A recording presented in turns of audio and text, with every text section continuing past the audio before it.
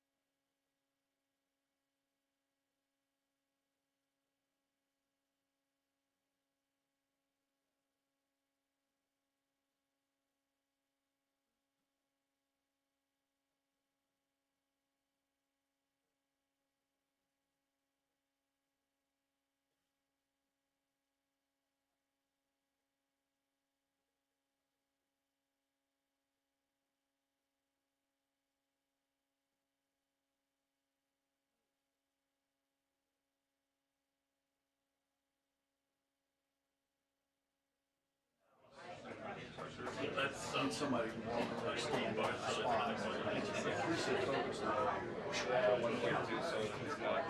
Oh, yeah, well, that's pretty probably nice. 2 minute run, that was a 2 minute. No, go for it. Go over.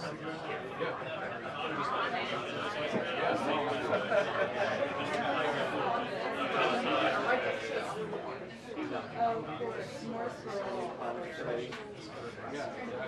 Spaghetti. Yeah,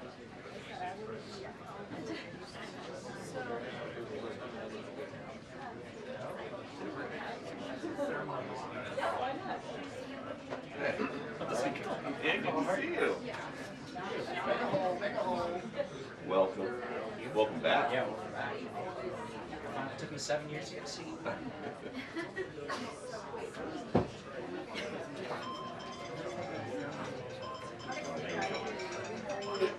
Fine, thank you.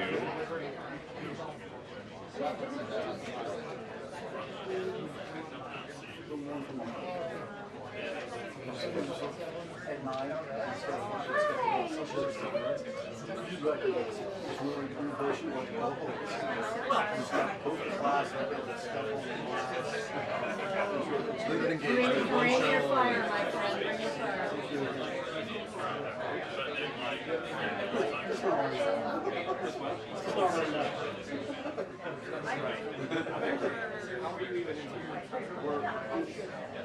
I don't know. Don't say anything too much. I think this is.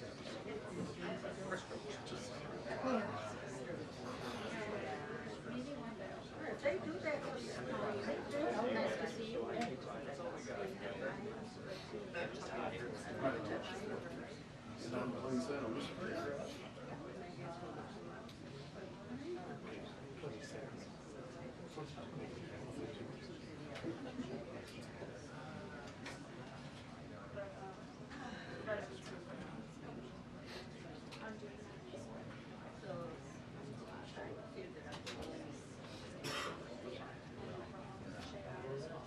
I can see the edge of the door when it starts to open.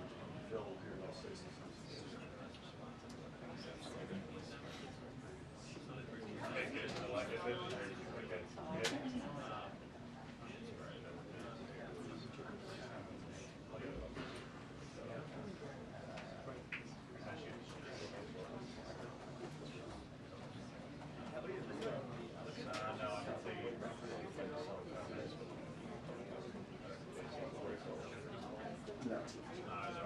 No. No.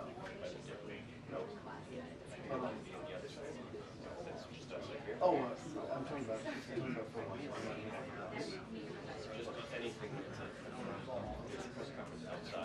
I don't know. You have that one.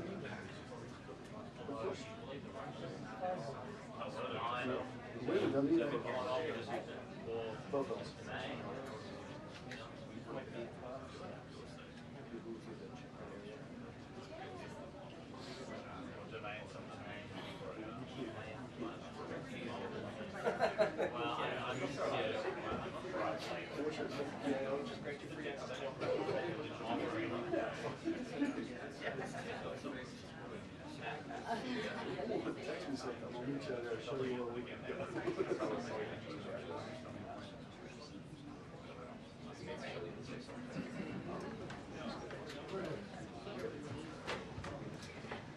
Good afternoon, everybody. Good afternoon. How are you? Good. I'll let my staff get settled. There's a lot of news today, so I look forward to taking your questions. Good to see you. And I have some updates for you as well. Later today, President Trump will address the Business Roundtable's quarterly meeting, where he will tout his pro-growth economic agenda and answer questions before more than 100 of our nation's leading CEOs. In fact, it's the largest attendance ever for this event because business leaders are so eager and encouraged by President Trump's return to Washington. This follows President Trump's roundtable yesterday with the Technology CEO Council here at the White House, where he met with key leaders in the technology industry. And last night, President Trump also held an official swearing-in ceremony in the Oval Office for Sean Curran, who is now the 28th Director of the United States Secret Service. Sean demonstrated unbelievable bravery under gunfire in Butler, Pennsylvania this past July when an assassin tried to kill President Trump. As someone who got to know Sean personally throughout the campaign last year, I can say unequivocally that there is nobody better suited for this important role.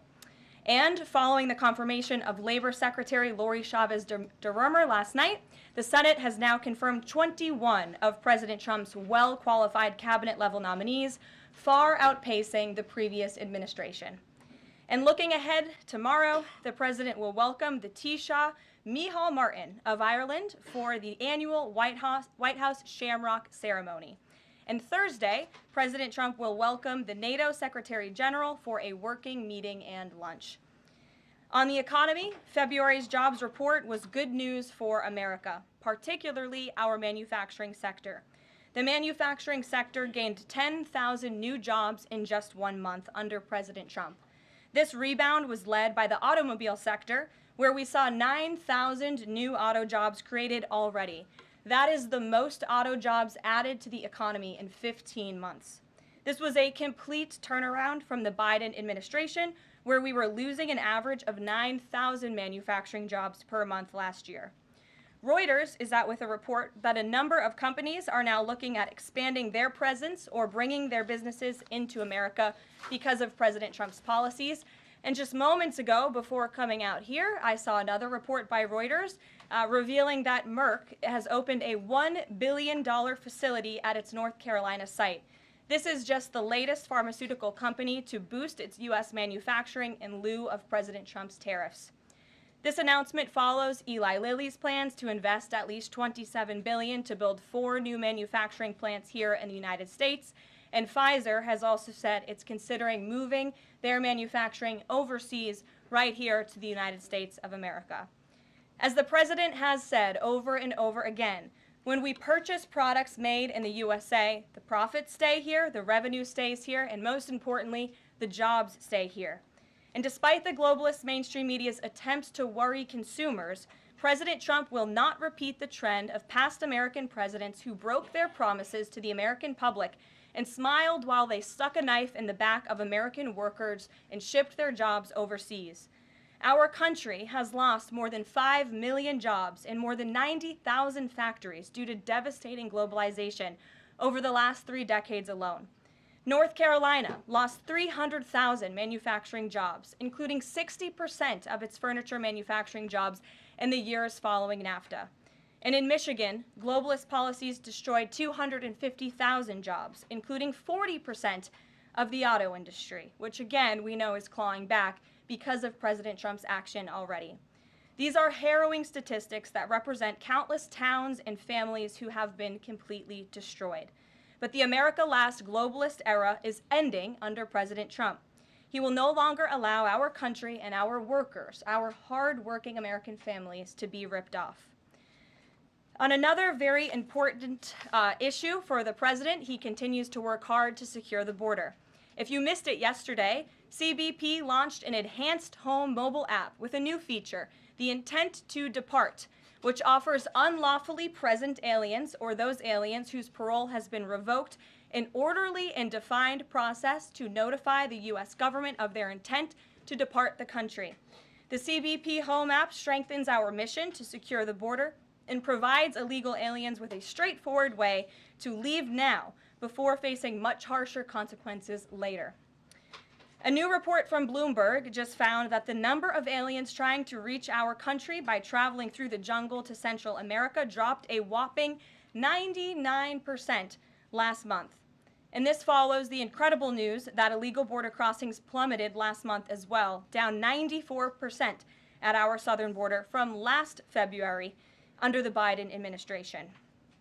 As President Trump made clear during his historic address to Congress, we must finish this job and continue to carry out the largest deportation campaign in American history. And that is why the president fully endorses the continuing resolution that is before Congress and was negotiated by Speaker Johnson.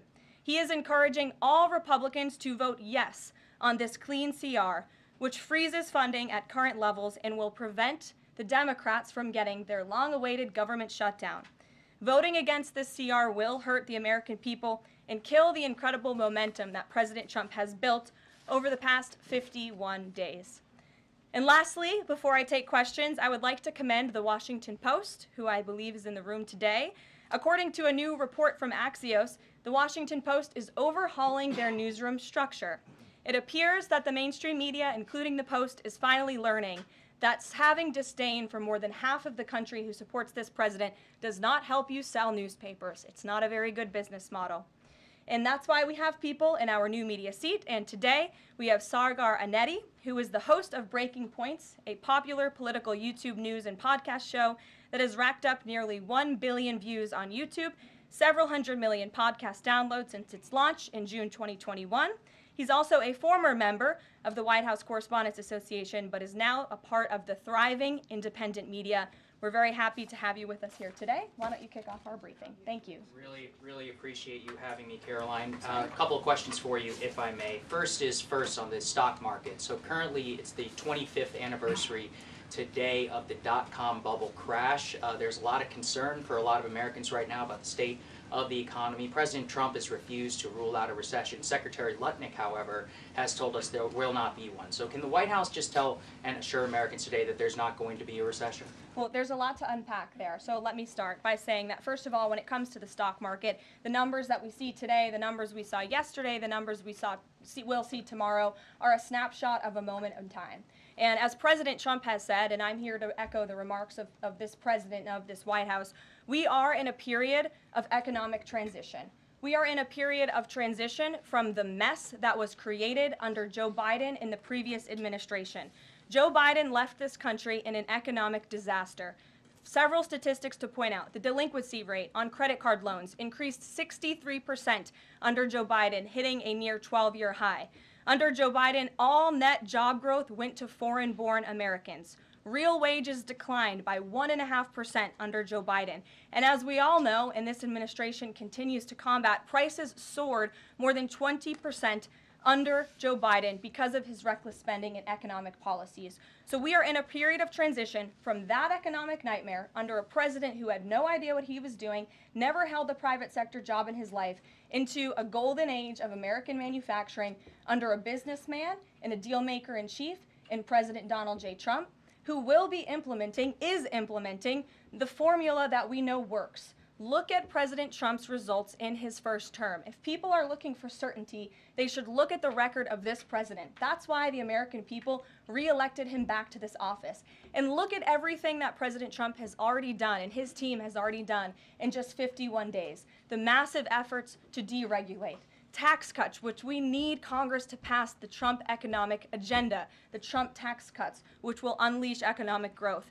And the president also addressed this directly, I will point out as well, when you look at what he said on Air Force One. And he said he wants the American people to have so much money in their pockets they don't even know what to do with it. That's the intent of this administration, and we're working very hard every day on that goal. Second question on the CR. So President Trump came out today in a primary challenge against Congressman Thomas Massie. Congressman Massie's been a supporter of DOGE. He's been a supporter of Make America Healthy Again. What kind of message is this White House sending against a congressman who's sticking up for principles that he's long held in the chamber and voting against continuing resolution and spending? I think the president has made it very clear that he believes it's critical for conservatives and Republicans and frankly all members of Congress to get behind this continuing resolution to keep the government funded. The president wants to continue the momentum that he has built over the last 51 days. In order to keep the government funded, we got to keep moving with these deportations, and he believes that everybody needs to get on board with this bill. He's been active in this process. He's been making calls to get this over the finish line, and we're urging every Republican, and Democrats too, to do what's right for the American public to prevent a government shutdown. Just the last question here on Mahmoud Khalil. Does the administration believe that it needs to charge a green card holder with a crime to be eligible for deportation?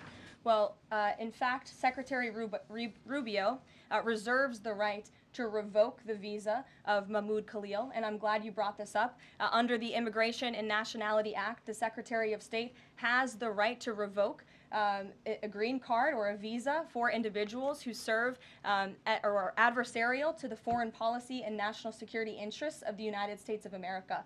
And Mahmoud Khalil was an individual who was given the privilege of coming to this country to study at one of our nation's finest universities and colleges. And he took advantage of that opportunity, of that privilege, by siding with terrorists, Hamas terrorists who have killed innocent men, women, and children. This is an individual who organized group protests that not only disrupted college campus classes and harassed Jewish American students and made them feel unsafe on their own college campus, but also distributed pro-Hamas propaganda, flyers with the logo of Hamas. That is what the behavior and activity that this individual engaged in. And I have those flyers on my desk. They were provided to me by the Department of Homeland Security. I thought about bringing them into this briefing room to share with all of you, but I didn't think it was worth the dignity of this room to bring that pro-Hamas propaganda. But that's what this individual distributed on the campus of Columbia University. And this administration is not going to tolerate individuals having the privilege of studying in our country and then siding with pro-terrorist organizations that have killed Americans. We have a zero tolerance policy for siding with terrorists, period. Peter Ducey. Thank you, Caroline. So you said that the Dow dropping and dropping and dropping is a period of transition. You're sure nobody here at the White House shorted the Dow? No, I don't think so. Okay. But is there any concern here that it's going to be harder to ask certain federal workers to retire if they look at their retirement accounts and they're getting robbed every day? Well, I'm glad you brought up workers, because that's exactly who President Trump is looking out for with his America First trade policy and his America First economic agenda. And if you look at, there's great indication to be optimistic about where the economy stands. And the American people, investors, CEOs, small business owners, but most importantly workers, should bet on President Trump, because his tariff policies, what he envisions is reciprocity, fair trade practices where American workers are put first and are no longer ripped off by foreign countries all over this world. President Trump says he's going to buy a Tesla today. Did he buy it? And when is the last time he drove a car? That's a very good question. I have heard the president remark that he misses being able to drive, that luxury of driving his own vehicle, although the Beast is nice, but he is going to be viewing a Tesla that is making its way to the White House complex now, I can confirm. Perhaps the press pool today will have an opportunity to witness this very exciting moment later this afternoon, but Tesla is on its way here now, and we'll see if the president likes it when he checks it out. So they're bringing him a Tesla to look at, and if he likes it, he's just going to buy it. You know, he's intent on, he's definitely going to buy one, but he'll take a look at it when it gets here later this afternoon. Full retail? Yes, full market price. Kelly. Can we talk about Canada? What is the status of President Trump having a conversation with Mark Carney? We have seen the president use the term governor to refer to Justin Trudeau. Will that moniker also go to Mr. Carney going forward? And is the decision to increase the tariffs, is that based on a specific economic metric that he looked at? Is it impulse? How would you describe his reaction to candidates? The president has not yet spoken to Mr. Carney, not since I checked, which was just moments ago. But certainly his phone is always open to leaders who wish to speak with him. As for the tariffs, the president made his position on this quite clear with the statement that he put out. And it was a retaliatory statement due to the escalation of rhetoric that we've seen out of Ontario, Canada. The president saw the premier, Doug Ford, make an egregious and insulting comment threatening to shut down electricity for the American people, for hardworking American families. He made that threat. The president saw that and has an obligation and a responsibility to respond accordingly and represent the interests of the American people. So he has made the decision to add a 25% tariff. So now steel and aluminum tariffs will come into effect tomorrow at the rate of 50%. And our steel and aluminum industries have actually applauded these tariffs because, again, they know it's going to grow their industry here. It's going to allow them to export more steel that is made right here in the United States with American workers. Egregious and insulting are your words here, but that's what many Canadian leaders have said about the actions President Trump has taken toward Canada. And what do you think the timeline is for speaking to Mr. Carney? Because normally a sitting president speaks to a close ally very quickly when there's new leadership.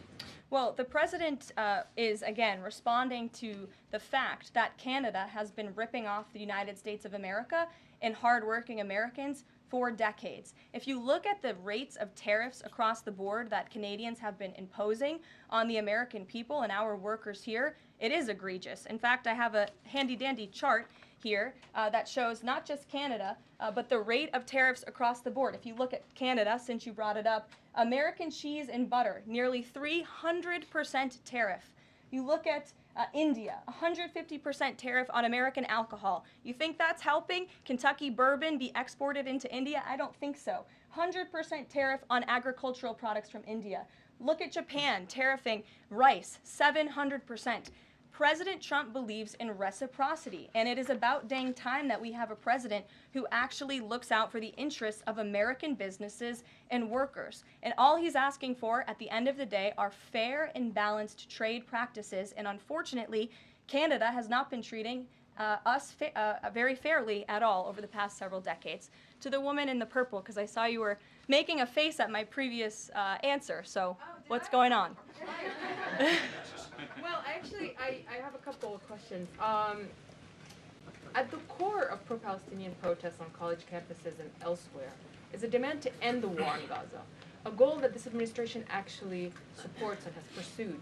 So why has this not been acknowledged or highlighted even? Because these colleges and these protests have again put out Hamas propaganda. The flyers that have been distributed call for violence. The flyers that have been distributed have the logo of an organization that has held Americans hostage, that murdered innocent babies, that murdered men, women, and children. They are a designated foreign terrorist organization, and we are not going to tolerate non-citizens, foreigners who come here on a visa engaging in such behavior, siding with terrorists. And the Secretary of State reserves the authority to revoke the green card or the visa of an individual who serves as an actually it says right here, reasonable grounds to believe that the alien's presence or activities in the United States would have potentially serious adverse foreign policy consequences to the United States. And I think siding with Hamas makes that quite clear.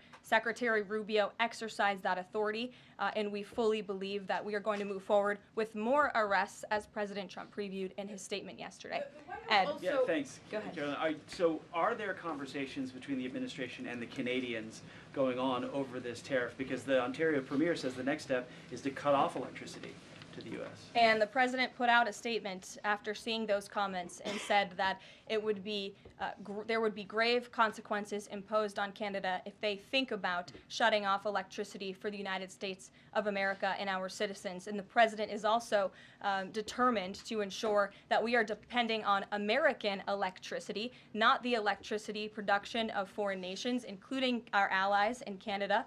As for conversations, there is continued correspondence between the president's team, particularly Secretary Lutnick, and the Canadians as well. And in the market reaction, how do you sell to the American people then, after they're looking at what's happening in the markets this week, and say that the tariff policy long term is something good?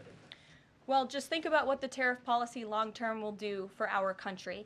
I think many of us probably grew up in small towns. I know at least I did, and the main street in my small town looks a heck of a lot worse than it probably did decades ago before I was alive. At least my parents and grandparents tell me so. And I know many Americans feel that same way. What the president envisions for this country is for the United States of America to be a manufacturing superpower, where there are American factories and businesses owned by Americans, producing goods that we are exporting to the rest of the world. Those revenues will stay here. It will increase wages for people here in our great country. It will ensure our national security, and it will boost the morale of the American people to have thriving industries again. Think about Detroit, Michigan.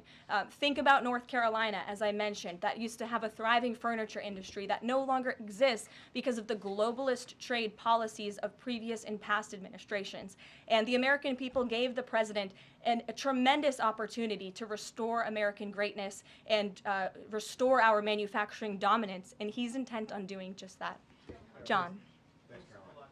Two questions for you. First, on the CR, you put up on the screen the president's message to Republicans to support this continuing resolution. Is there outreach to Democrats? Because what we've seen since the beginning of the fiscal year is that in order to get a continuing resolution, you need bipartisan support and you need compromise. Well, right now, we are focused on House Republicans and on the House, because that's the first step, as you know, John. And so the president has engaged in correspondence with House Republicans, whipping votes and getting them to a yes, which I understand has been pretty successful this morning thus far. And so, again, the president is encouraging Republicans especially, but again, as I said, all members of Congress to vote to continue funding this government so we can continue the business of the American people, which elected President Trump to do. And then on financial markets, we've seen this decline yesterday. We see it today as well.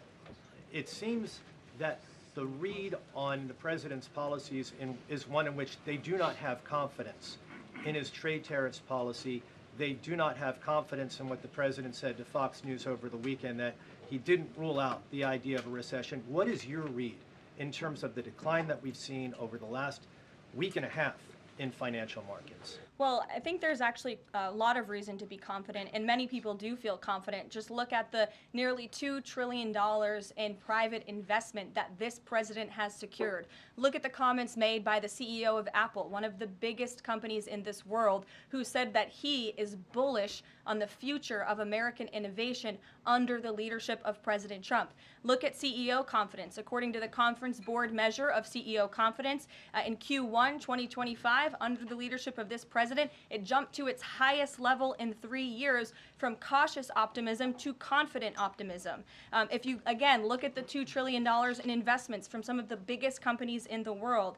Look at the jobs report last Friday, as I also cited in my opening remarks. Fox Business reported that Trump sees a manufacturing boom in first full jobs report of his second term.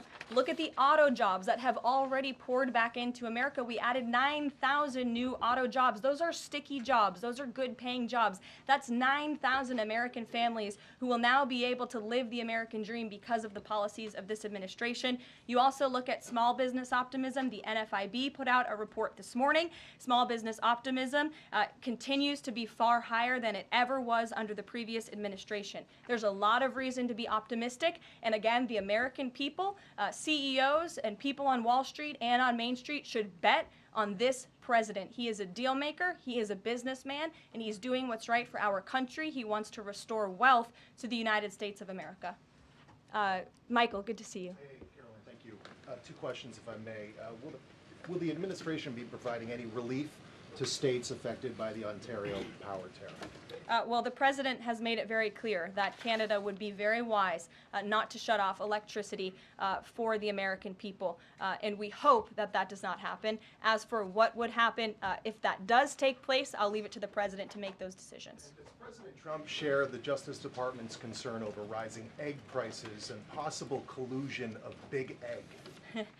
Well, we definitely do share the concerns of the American people when it comes to the price of eggs. However, good news, the average cost of a dozen eggs is actually down since Secretary Rollins and President Trump announced their plan. It's down $1.85. So that's good news on the cost of eggs. And as we know, under the Biden administration, egg prices went up 22%. This is another example of an economic mess that President Trump inherited, and the Secretary of Agriculture and the President are focused on fixing it. Secretary Rollins put out a 4-point plan rather, to address this crisis, and she has been honest and realistic with the American people, as this administration always is. It will take about 3 to 6 months to get the egg supply back to where it should be, but she's focused, and this administration is focused on doing that every day.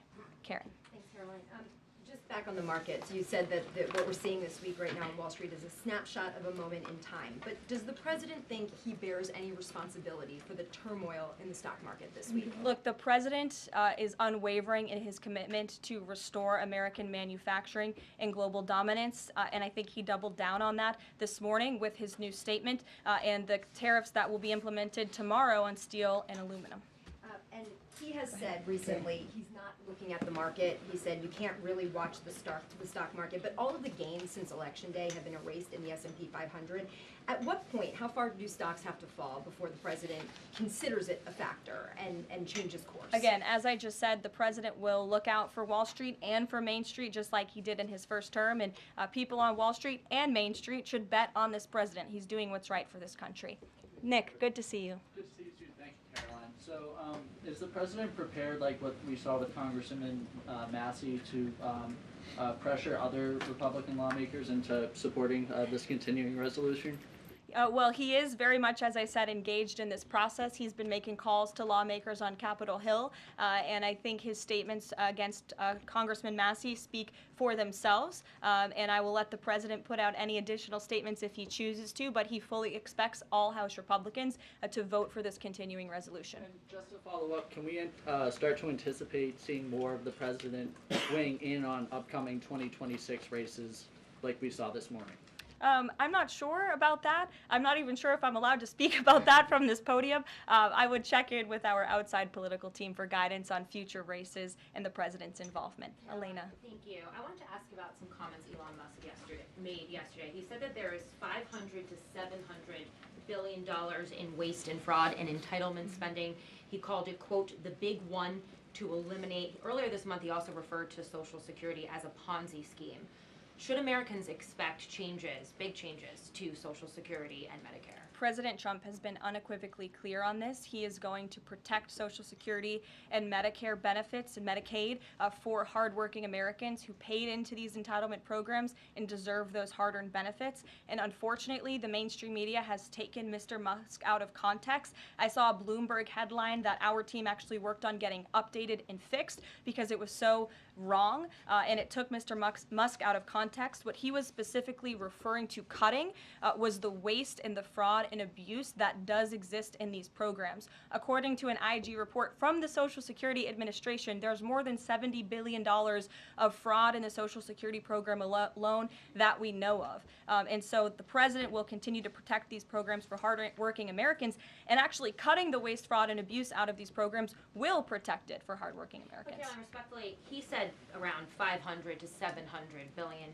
There was no evidence to claim that, and also if that is the case, that would represent more than a third of what Social Security paid out last year, maybe 20% of Social Security and Medicare. Again, combined. if you read his full quote, he said, we think, so it's an estimate based on what he's seen. He's not saying definitively, he's saying that's what DOJ suspects and thinks. And that's exactly why DOJ was created, to ensure that we are investigating the fraudulent spending, the wasteful abuse across our federal government. And I would remind everybody in this room that 77% of the American people support this effort by Elon Musk and DOJ to identify such waste, fraud, and abuse. Caroline. Go ahead. Thanks, Caroline. You're welcome. If we could just step back for a second. When President Trump last addressed the BRT when he was on the campaign trail, his big push was on tax cuts. He's going there today as he's proposing tax hikes in the form of tariffs. I'm curious why he's prioritizing that over the tax cuts. He's actually not implementing tax hikes. Tariffs are a tax hike on foreign countries that, again, have been ripping us off. Tariffs are a tax cut for the American people, and the president is a staunch advocate of tax cuts. As you know, he campaigned on no taxes on tips, no taxes on overtime, no taxes on Social Security benefits. He is committed to all three of those things, and he expects Congress to pass them later this year. I'm sorry, have you ever paid a tariff? Because I have. That's they don't get charged on foreign companies, they get charged on the importers. And ultimately, when we have fair and balanced trade, which the American people have not seen in decades, as I said at the beginning, revenues will stay here, wages will go up, and our country will be made wealthy again. And I think it's insulting that you are trying to test my knowledge of economics and the decisions that this president has made. I'm now regret giving a question to the Associated Press. Mary, go ahead. Hey, Caroline, I have two if that's okay. The first one was on Russia, Ukraine. I know Special Envoy Witkoff said yesterday that Zelensky apologized in his letter to Trump.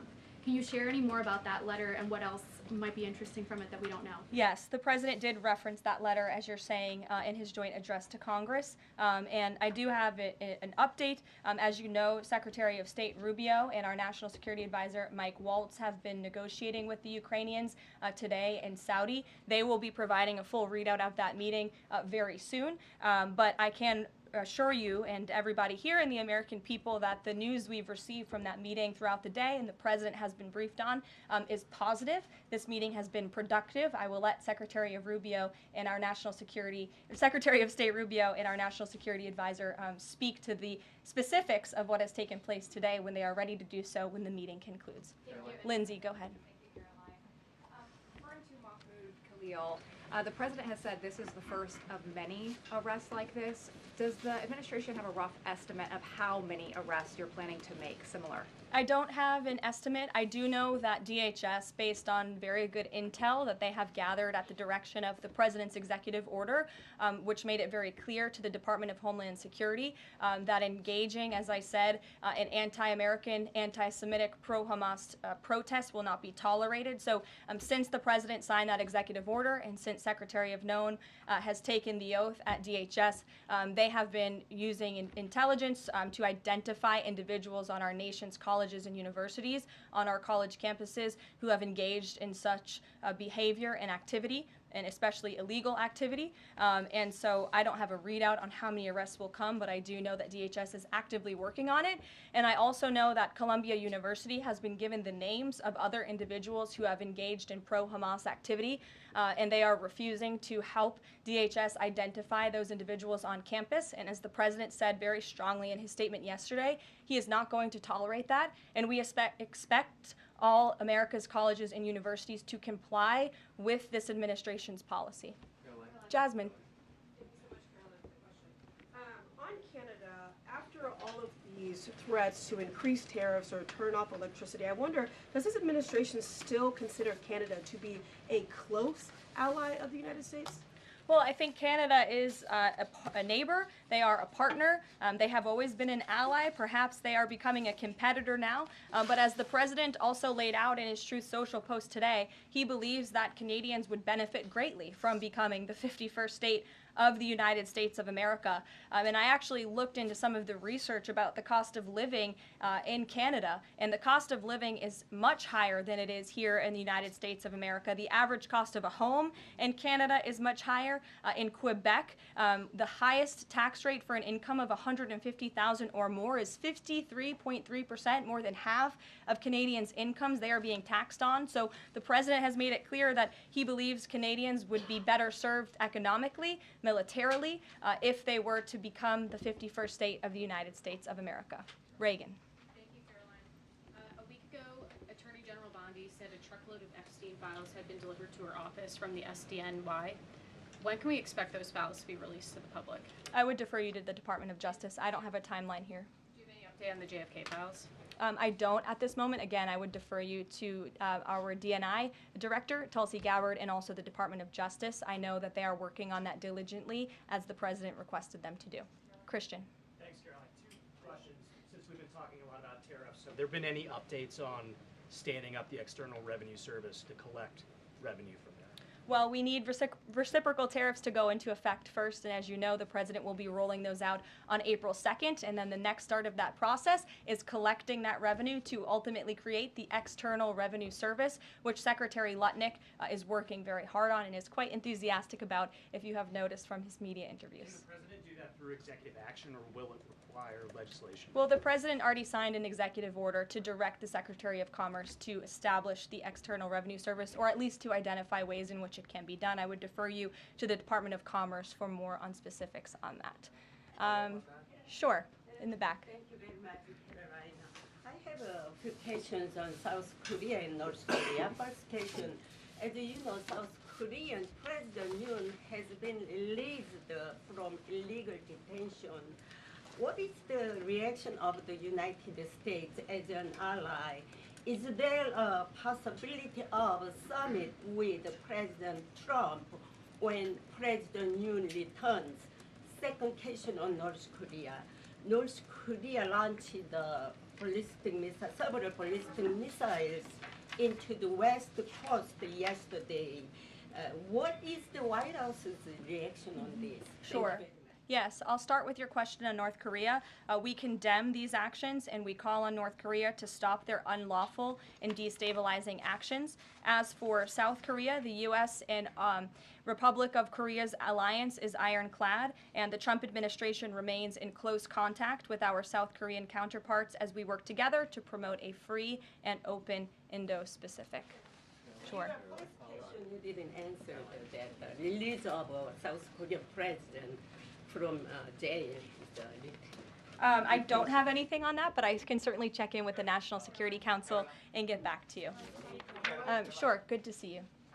Press Secretary, many are concerned about the validity of President Biden's official actions and also his pardons of the possible criminal actions of individuals such as his family members and Liz Cheney, as information's emerging that many of his official actions were auto-signed, possibly even the pardons, and without his knowledge or consent.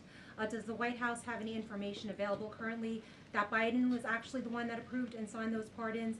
And second question, will the DOJ investigate whether President Biden's cognitive decline allowed unelected staff to push through radical policy and pardons without his knowing approval? I don't know the answer to that question, but I can check in with our folks here who may know the answer to that question and get back to you. Dasha. Dasha, go ahead. Karoline, you did a great job articulating the vision that President Trump has for what his tariffs, he believes his tariffs can do in terms of bringing jobs back to the United States. I asked you last week about how much Americans might need to buckle up for some short-term pain, a conversation that both the President and Treasury Secretary Scott Bessent have had with the people. I'm wondering, how high is the pain threshold for President Trump and for this White House as you watch some of the turbulence in the stock markets, as you field concerns from businesses and potentially see some of those approval ratings drop in the short term? How much is he willing to stomach that, and will he stay committed to his vision for tariffs even as all of this comes up? Well, the president has been working hard every single day to alleviate the pain that was inflicted by the previous administration through massive deregulation, through drill baby drill, as we like to call it, unleashing the might of our energy industry, which we know will ultimately drive down costs for consumers here at home. And again, as I mentioned, the president is intent on signing tax cuts for the American people to put more money back into their pockets, which will ultimately unlock consumer confidence. And again, I'll reiterate the president's words in layman's terms as he does best. The president wants the American people to have so much more money in their pockets, they don't know what to do with it. That's the goal of this administration, through tariffs, through tax cuts, through deregulation, and through unleashing the potential of our energy industry. I have two more quick notes before I wrap up. April 28th, I can confirm that the Philadelphia Eagles will be here at the White House to celebrate their Super Bowl victory. I know there was a lot of fake news about an invitation that wasn't sent or was sent. We want to correct the record. We sent an invitation. They enthusiastically accepted, and you will see them here on April 28th. And lastly, on a sad note, I would like to express our condolences to Fox News and to the entire Fox family who did lose a cameraman, Craig Savage, who passed away at 61 years old recently. A very tragic death, an individual who was a great man and covered this building for many, many years. So the entire press office, the communications office here wants to express our condolences with his family and also with Fox News. And I'll see you guys later. Perhaps you'll see the president in a Tesla later this afternoon. Have a good one. Thanks.